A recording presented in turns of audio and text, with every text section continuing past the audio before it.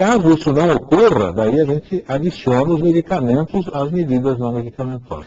Você que tem grande experiência em tratar essas pessoas, como é que você vê, assim, em termos de impressão mesmo, não de números científicos, o percentual das pessoas que fazem uma adesão a esse tipo de tratamento? Que é difícil, né? Isso não é fácil. Mudança de hábito de vida é terrível, né? Nós sabemos que todas essas situações, perder peso, fazer exercício, tudo isso envolve uma determinação muito grande, um esforço muito grande. Determinação, essa palavra é forte mesmo, não? As pessoas precisam ter uma determinação, porque veja, mesmo para fazer exercício, todo dia, quando a pessoa acorda de manhã e precisa fazer exercício, é uma luta tremenda entre o compromisso da noite anterior e o que está acontecendo naquele momento, né? Então é muito difícil, você precisa vencer uma série de barreiras para fazer o exercício e tal. Então, o percentual de pacientes que segue essas medidas é relativamente pequeno, né? Mas a gente precisa oferecer isso para todos os pacientes, porque muitos gostam e mudam de vida, né? E muitas vezes isso leva um certo tempo, mas a pessoa acaba, a gente não sabe exatamente por quê, numa certa altura da vida ela começa a gostar de fazer exercício, de estar perdendo peso.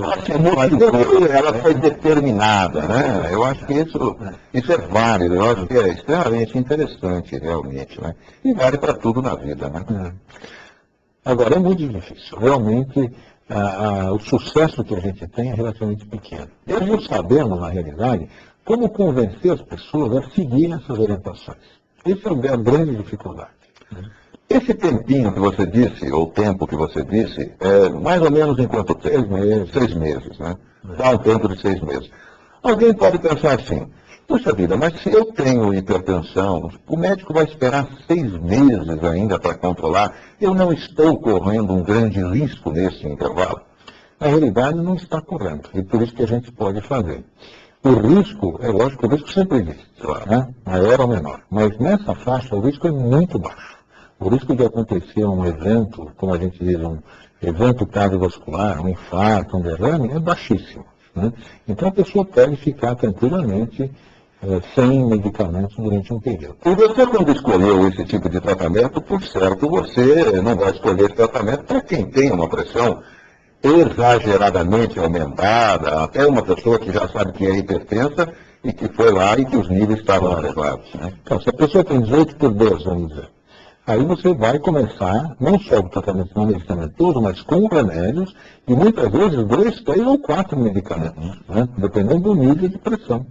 Porque hoje a gente precisa objetivar deixar a pressão a níveis bem baixos, mais baixos do que a gente imaginava antigamente. Então, hoje em dia, o 14 por 9 já é um limite elevado.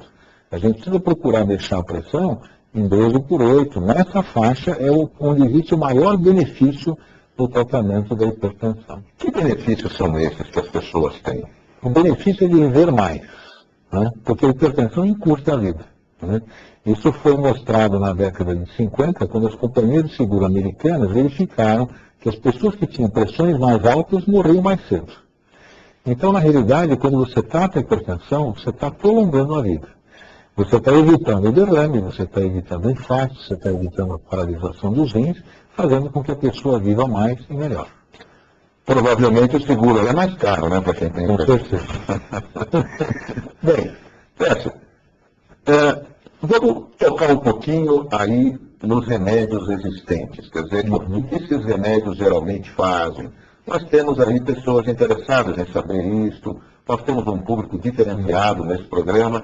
Eu acho que vale a pena entrar um pouquinho nesse aspecto aí, que tem muita gente que vai se interessar. Então, de modo geral, as pessoas que têm pressão alta, elas têm um vaso estreitado, né? Por quê? Se a gente considerar o coração e os vasos, isso é como se fosse uma torneira ligada a um esguicho. Quando você fecha a ponta do esguicho, o que acontece com a pressão dentro do esguicho? Ela se eleva. Então, o coração mandando, os vasos estão fechados, a pressão se eleva. Então, todos os tratamentos para hipertensão são vasodilatadores. No fundo, eles dilatam os vasos por vários mecanismos, né? Seja o mecanismo através dos hormônios, através do sistema nervoso, ou então através dos medicamentos chamados diuréticos, que na realidade não agem, no fundo, como um diurético propriamente dito, fazendo a pessoa urinar mais. Mas eles mudam até a reatividade do vaso, diminuem a quantidade de sal que existe no vaso, então todos os medicamentos acabam sendo vasodilatadores. Né? Ok. Quer dizer, então o diurético para muita gente isso aí pode ter sido novidade, né? Quer dizer, não é só o fato dele fazer com que a pessoa urine mais que ele atua na pressão arterial. Ele tem uma ação também lá no aparelho do vaso. Agudamente, muitas vezes você precisa, você até usa diuréticos mais potentes que fazem a pessoa urinar mais, perder mais líquido. Mas o tratamento crônico da hipertensão é baseado nesse princípio.